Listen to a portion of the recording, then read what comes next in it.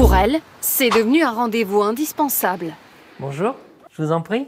Chargée de recrutement, Anne-Lise, 34 ans, ne peut plus se passer de son ostéopathe.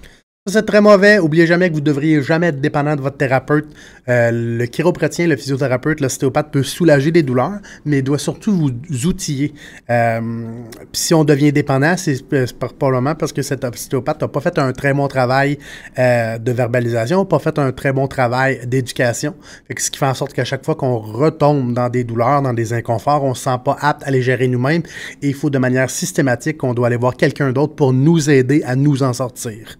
C'est correct la première fois quand c'est une nouvelle douleur, on ne comprend pas pourquoi c'est là, on ne sait pas combien de temps elle va rester, pourquoi elle est arrivée, puis qu'est-ce qu'on peut faire par nous-mêmes pour nous en sortir. Mais après cette première consultation-là, vous devriez avoir tous les outils en main pour que la prochaine fois que ça arrive, on sait quoi faire, on ne s'inquiète pas, puis la condition va s'améliorer plus rapidement. J'ai des tensions dans le dos. La douleur est plus à ce niveau-là? Exactement. Comme elle, 67% des Français ont déjà consulté un praticien. Un chiffre qui a doublé en seulement 10 ans. On va tester les différents éléments du corps. On va noter les endroits qui tirent le plus. Et ça, c'est toujours un red flag là, quand vous voyez un ostéopathe, n'importe quel thérapeute qui fouille dans votre abdomen pour trouver les problèmes ailleurs dans votre corps. C'est comme les thérapeutes qui fouillent sur votre crâne pour trouver des problèmes ailleurs dans votre corps. C'est jamais un bon signe. Tout ce qui est viscérosomatique, tout ce qui est crânien, on n'a aucune évidence scientifique pour supporter ce genre d'approche-là en clinique. Non seulement ça sort du cadre neuromusculosquelettique, mais on n'a pas d'évidence pour le faire d'emblée. Et la seule façon que je pourrais voir qu'on devrait le faire, c'est si pour le patient ou la patiente, ça coïncide sévèrement avec ses valeurs thérapeutiques. Donc, elle aurait reçu ça dans le passé de manière placebo, ça lui fait du bien. Rendu là, on pourrait le faire pour cette personne-là, cette patiente-là, ce patient-là, mais d'emblée, c'est pas la plupart du monde qui vont demander ça, c'est extrêmement l'exception. La plupart des gens qui consultent à la clinique, qui sont allés voir un ostéopathe, puis qui me consultent après, vont se demander pourquoi il est allé fouiller dans l'abdomen, pourquoi il est allé fouiller dans le crâne. Ça fait des incohérences thérapeutiques. Fait que je ne recommanderais pas à aucun thérapeute de s'amuser à faire ça. Si les ostéopathes font ça, c'est parce qu'ils ont des croyances thérapeutiques. On appelle ça de la naïveté thérapeutique. Ils pensent bien faire, c'est pas c'est pas à début de nuire, là. C'est ce qu'ils croient vraiment va les aider de par leur éducation douteuse qu'ils ont reçue dans une éducation privée, que ce soit en France ou au Québec. C'est pas parce que vous avez une douleur dans le dos qu'on va se contenter d'aller dans le dos? Non, c'est vrai. Cependant, ce qu'il va parler, c'est qu'il va aller fouiller dans le crâne, dans les viscères. Quand on a une douleur au dos, c'est toujours bon d'aller regarder pour des diagnostics différentiels. On voudrait s'assurer que ce ne soit pas une pyélonéphrite qui ferait ça pour la femme, donc une infection qui se monte par les canaux urinaires. On pourrait s'assurer que ce n'est pas une pierre au rein, que ce soit une maladie transmise sexuellement qui fait une douleur référée au niveau du dos, ce qui veut dire une genre d'arthrite secondaire à une infection. Donc, on voudrait aller voir d'autres causes. On voudrait écarter des diagnostics différentiels plus graves pour se concentrer sur le neuromusculosquelettique. Si c'est dans le dos, on veut aussi aller voir les hanches et les joints sacro-iliaques et aussi le milieu du dos. Donc, on veut couvrir les zones autour.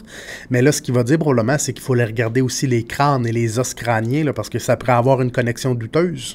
On va aussi aller voir les membres inférieurs, les membres supérieurs, le crâne. Ah, voilà. Convaincue des bienfaits de cette médecine douce, Anne-Lise... C'est pas de la médecine douce. Les ostéopathes en France et au Québec, ce ne sont pas des médecins. Les chiropraticiens, les physiothérapeutes, on n'est pas des médecins. On est des professionnels de la santé qui travaillent dans le cadre du neuromusculosquelettique. Pour ce qui est du Canada-Québec, le docteur en chiropratique, c'est une formation doctorale. Pour ce qui est de la France, les ostéopathes, les chiropracteurs là-bas, ce ne sont pas des docteurs, ce ne sont pas des médecins, ce sont des thérapeutes au même titre qu'un massothérapeute. Puis malheureusement, je les mettrais même pas au même titre qu'un kiné, parce qu'un kiné en France, ça a un ordre professionnel, ça a une formation standardisée universitaire. Ce qu'on va pas retrouver chez l'ostéopathie ou la chiropraxie en France, c'est quand même des écoles privées qui vont donner le cours. Il y a toujours pas d'ordre professionnel pour la chiropraxie ou l'ostéopathie en France. Fait que c'est ça. Fait que c'est pas... faut faire attention à nos termes parce que ça peut mélanger le public. Anne-Lise programme même des séances pour ses 3 enfants. Voilà, chez Olivier.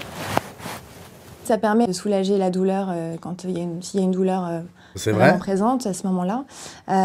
Et puis, ça permet aussi, sur du plus long terme, de faire en sorte qu'elle ne revienne pas. Ah ben non, ça, on va réécouter ce petit professeur-là. De faire en sorte qu'elle ne revienne pas. Consulter avec un chiropraticien, un physiothérapeute, un ostéopathe, ça ne va jamais prévenir une douleur de revenir dans le futur. Pour certaines personnes, ça va coïncider parce qu'ils vont faire un épisode de douleur non spécifique ou une entorse, peu importe ce qu'ils vont avoir. Ça va être la seule fois qu'ils vont la faire dans leur vie, puis ça ne reviendra pas d'emblée. Mais c'est pas parce qu'on a consulté avec le thérapeute que c'est à cause de ça que ça n'est pas revenu. Parce qu'on pourrait avoir des gens que ça va revenir de manière cyclique à chaque mois, à chaque année, à chaque 2-3 ans, ou à travers des grosses périodes de stress mécanique ou psychologique. Un chiropraticien, un physiothérapeute, un ostéopathe va soulager la douleur, va expliquer au patient ce qui se passe pour que la prochaine fois que ça arrive, on est mieux outillé pour s'en sortir par nous-mêmes, mais ne va absolument pas prévenir les rechutes dans le futur. On peut prévenir dans le contexte où on va outiller notre patient pour mieux gérer la situation, faire en sorte que peut-être ça soit moins intense la prochaine fois, parce qu'on est mieux éduqué sur la douleur, mieux éduqué sur l'autonomie, sur ce qu'on doit faire par nous-mêmes pour nous en sortir, parce que c'est sûr que l'anxiété ça peut jouer un grand rôle exacerbateur dans des douleurs non spécifiques. Mais outre que ça ne va pas empêcher ça de revenir dans le futur. Le patient lui-même est la seule personne qui peut réellement empêcher que ça revienne dans le futur. C'est lui qui peut entreprendre des actions positives, notamment l'augmentation de l'activité physique comparativement au taux de sédentarité.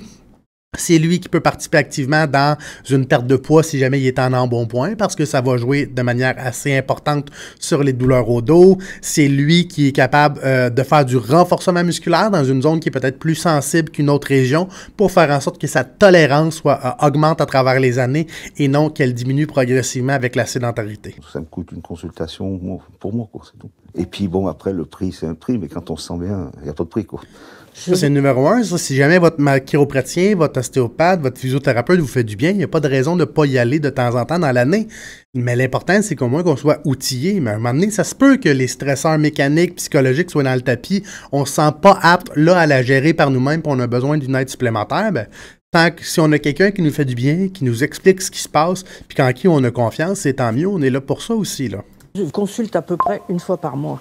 J'ai énormément besoin de lui parce que j'ai un âge avancé et je fais énormément de sport. Ça, j'aime pas ça. On va répéter ce qu'elle vient de dire.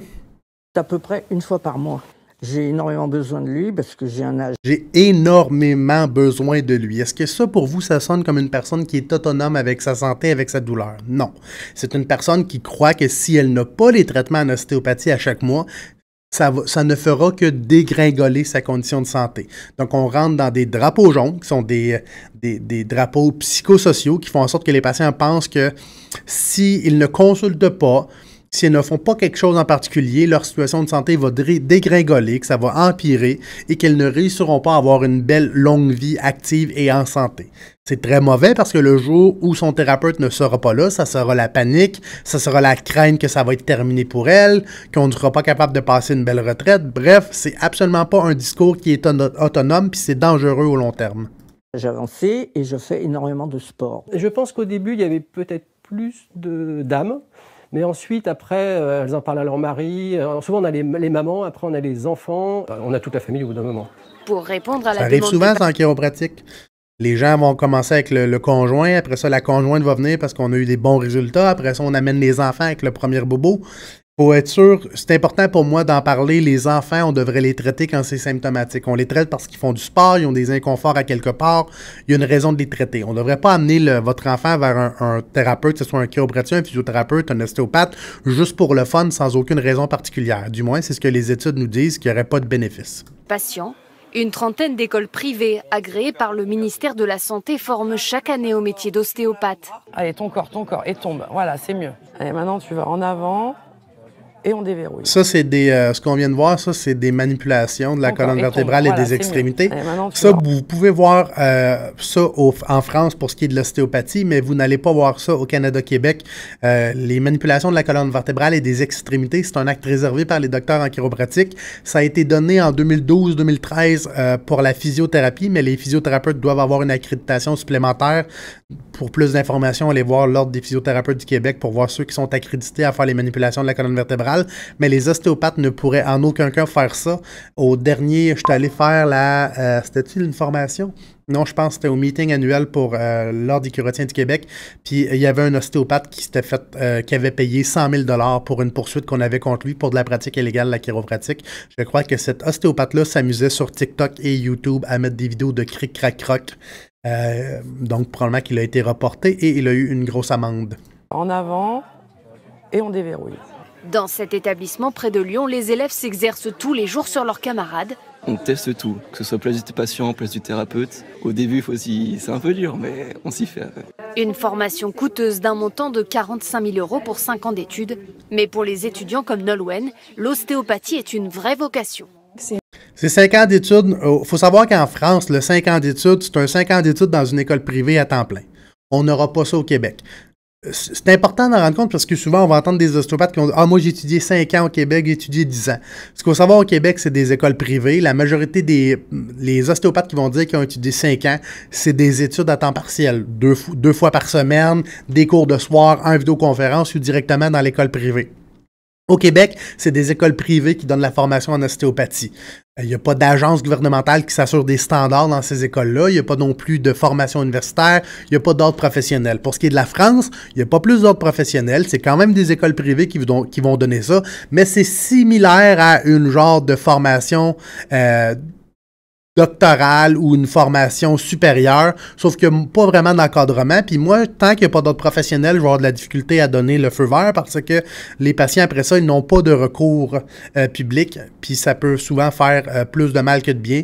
C'est important que les professionnels de la santé soient encadrés par des autres professionnels. On doit se sentir responsable de nos patients. Puis qu'on n'a pas d'ordre professionnel, ben on n'a pas personne pour nous empêcher de dire un peu de la diarrhée pseudo-scientifique sur les médias sociaux. Il n'y a pas personne qui va nous réprimer pour avoir mal agi avec le public. Donc, ça ouvre la porte à un petit peu plus de danger pour le public. Donc, en France, autant pour la chiropratie que l'ostéopathie, il n'y a pas d'ordre professionnel. Ils ont des formations privées, puis ça se limite pas mal à ça. Je crois que c'est en train de s'améliorer en France. Au Canada, je sais qu'on est en train de regarder pour un programme universitaire en ostéopathie, que ce soit un DEP ou quoi, ou quoi que ce soit, mais on n'est pas rendu là. C'est une façon différente d'approcher le corps humain. On a le temps, en fait, avec notre patient. La chance qu'on a en ostéopathie, c'est qu'une consultation en moyenne, ça dure 45 minutes. Même si pour certains médecins, l'efficacité de l'ostéopathie n'est pas prouvée scientifiquement. L'ostéopathie, on va arrêter. L'ostéopathie, c'est large. Si on prend toutes les techniques qui sont dans l'ostéopathie, c'est clair qu'il n'y a rien de prouvé parce que ça fait encore plus une boîte.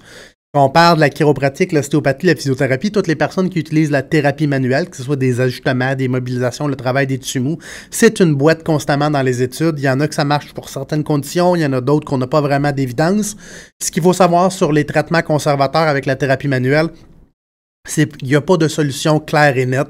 L'important, c'est ce que les études nous disent constamment, c'est d'incorporer plus d'une approche. Donc, si on est pour faire de la thérapie manuelle comme du massage, d'incorporer des mobilisations, des manipulations, des exercices, et qu'au-delà de tout ça, ce qui est le plus important pour le patient, pour les outcomes cliniques, donc pour améliorer nos résultats rapidement, c'est pas nécessairement la thérapie elle-même ou de faire une approche multimodale avec plus d'une thérapie, mais c'est la discussion clinique qu'on va avoir avec ces patients-là.